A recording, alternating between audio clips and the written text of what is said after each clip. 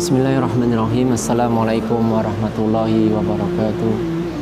Innal hamdalillah nahmaduhu wa nasta'inu wa nastaghfiruh wa na'udzu billahi min syururi anfusina wa min sayyiati a'malina.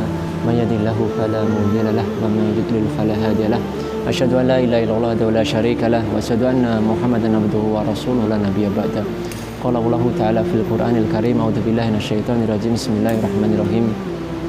Walaqad dara'na li jahannama katsiran minal jinni wal ins lahum qulubun la yafqahuna biha wa lahum a'yunun la yubsiruna biha wa lahum adhanun la yasma'una biha ulaika kal an'ami bal hum adallu ulaika humul ghafilun.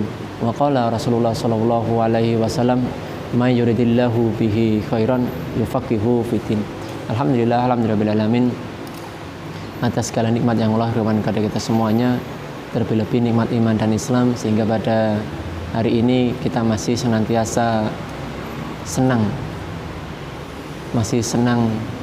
tiasa kita bisa menikmati belajar walaupun hanya lewat online dahulu, karena memang dalam kondisi yang masih adanya wabah, adanya pandemi COVID-19. Ikhwan fillah rahimakumullah, saudara-saudari yang dirahmati Allah Subhanahu wa taala, Allah telah memberikan kita berupa kenikmatan, berupa penglihatan, pendengaran, maupun hati kita, supaya kita menjadi orang yang senantiasa belajar, terlebih-lebih ilmu din, karena memang belajar adalah kewajiban bagi kaum muslimin. Thalabul ilmi faridatun ala kulli muslim. Sehingga kewajiban mencari ilmu ini Allah memberikan kita fasilitas, memberikan kita sarana untuk thalabul ilmi. Apa aja sarana untuk thalabul ilmi? Allah sebutkan di dalam surah An-Nahl, yaitu surat ke-16 ayat yang ke-78. A'udzubillahi minasyaitonirrajim. Bismillahirrahmanirrahim. Wallahu akhrajakum min butuni ummahatikum la ta'lamuna syai'a wa ja'ala lakumus sam'a wal absara wal af'idah la'allakum tashkurun. Dialah Allah yang telah mengeluarkan kalian dari perut ibu kalian dalam keadaan tidak mengetahui sesuatu apapun. Lalu Allah memberikan kalian, yaitu berupa pendengaran, penglihatan, dan hati untuk berpikir, agar kalian itu bersyukur. Jadi kaum muslimin yang dirahmati Allah Subhanahu wa taala, Allah memberikan kita fasilitas berupa pendengaran, penglihatan, hati kita untuk berpikir, agar kita thalabul ilmi, agar kita mencari ilmu sehingga kita bisa memahami mana kebenaran, mana kebatilan, mana yang diridhai oleh Allah Subhanahu wa taala dan mana yang dimurkai oleh Allah Subhanahu wa taala.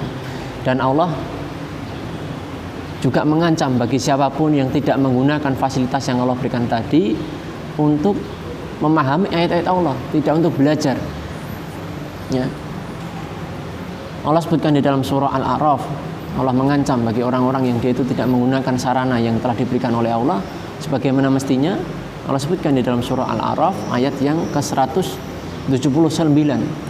Walaqad dara'na li jahannama katsiran minal jinni wal insi lahum qulubun la yafqahuna biha wa lahum a'yunun la yubsiruna biha wa lahum adhanun la yasma'una biha ulaika kal an'ami bal hum adallu ulaika humul ghafilun. Sungguh Allah memasukkan neraka jahanam kebanyakan dari golongan jin dan manusia, yang mana mereka memiliki kriteria, memiliki karakter, yaitu apa? Yaitu mereka memiliki hati, tapi hatinya tidak digunakan untuk memahami ayat-ayat Allah. Dan mereka memiliki mata, tapi matanya tidak digunakan untuk melihat tanda-tanda kekuasaan Allah SWT, tidak digunakan untuk mengkaji ilmu-ilmu Allah. Dan mereka memiliki pendengaran, tapi tidak pernah didengarkan untuk memahami ayat-ayat Allah, tidak pernah didengarkan untuk thalabul ilmi, tidak digunakan untuk mendengarkan sesuatu kebaikan. Ya. Mereka sebagaimana binatang ternak. Ulaika kal an'ami bal hum adallu, bahkan lebih sesat lagi. Ya. Ulaika humul ghafilun, mereka itulah orang-orang yang lalai, yang harusnya diberikan fasilitas oleh Allah SWT untuk belajar, memahami ayat-ayat Allah, tapi digunakan bukan untuk semestinya. bahkan untuk bermaksiat kepada Allah SWT. Maka Allah menjanjikan mereka ke neraka jahanam. Maka saya mengajak diri saya pribadi dan pada kaum muslimin seluruhnya, marilah kita gunakan fasilitas yang Allah berikan pada kita, sarana yang telah diberikan oleh Allah kepada kita untuk memahami, untuk mempelajari, untuk mengamalkan ilmu-ilmu Allah Subhanahu wa taala. Lalu sarana yang Allah diberikan ini sehingga kita bisa mendapatkan fungsi dari thalabul ilmi itu sendiri. Jadi agar kita bisa thalabul ilmi, Allah memberikan kita fasilitas, memberikan metode. Dengan harapan apa? Dengan harapan kita bisa memetik hasil dari thalabul ilmi ini. Apa hasil atau fungsi dari kita thalabul ilmi? Yaitu apa? Yang pertama adalah ma'rifatullah. Kita semakin mengenal Allah sehingga muncul namanya khasyatullah, rasa takut kita kepada Allah Subhanahu wa taala. Ya. Takut seorang hamba kepada Allah Subhanahu wa taala berbeda dengan takutnya manusia kepada manusia. Ketika manusia takut dengan manusia, maka dia akan menjauh, menghindar, sembunyi daripadanya. Tapi berbeda ketika kita khasyatullah, kita takut kepada Allah Subhanahu wa taala, maka seorang hamba akan semakin dekat, ya, akan semakin meminta pertolongan kepada Allah Subhanahu wa taala. Ya. Makanya orang yang semakin faqih dalam ilmu dinnya, maka semakin takut pada Allah Subhanahu wa taala. Allah sebutkan di dalam surah Al-Fatir, yaitu surat ke-35 ayat yang ke-28, innama yakhsyallaha min ibadihil ulama. Sesungguhnya orang yang paling takut kepada Allah Subhanahu wa taala adalah ulama. Ya. Maka inilah esensi dari kita disuruh thalabul ilmi. Yang pertama, menumbuhkan ma'rifatullah, mengenal Allah Subhanahu wa taala sehingga muncul khasyatullah. Yang kedua adalah agar kita memahami mana yang benar, mana yang salah, mana yang al-haq dan mana yang al-batil. Ya.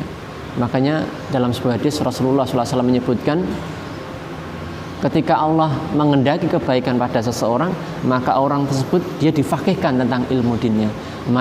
Mayyiridillahu bihi khairan yufaqihu fitin. Barang siapa yang oleh Allah Subhanahu wa taala kehendaki kebaikan, maka orang tersebut difaqihkan, dipintarkan terhadap agamanya. Ya. Lalu yang ketiga, bahwasanya memang syarat dari diterimanya amal kebaikan, amal soleh adalah dengan ilmu. Ya, dengan ilmu. Ya. Wa man amila amalan laisa alaihi amruna fahuwa raddun. Barang siapa yang melakukan satu amalan yang tidak bersumber dariku, tidak berasal dariku, tanpa ada dasar ilmu, fahuwa raddun, maka amalan tersebut ditolak oleh Allah Subhanahu wa taala. Berdasarkan hadis ini, maka fungsi esensi dari kita thalabul ilmi adalah yang pertama yaitu ma'rifatullah. Yang kedua adalah agar kita memahami mana yang benar, mana yang salah, mana yang al-haq dan mana yang al-batil. Dan yang ketiga adalah menjadi syarat diterimanya amal ibadah kita. Mudah-mudahan kita bisa menggunakan sarana yang diberikan oleh Allah SWT sebagaimana mestinya, dan mudah-mudahan menumbuhkan kecintaan kita kepada Allah SWT dengan thalabul ilmi. Demikian yang bisa saya sampaikan. Usikum wa nafsi taqwallah. Wassalamualaikum warahmatullahi wabarakatuh.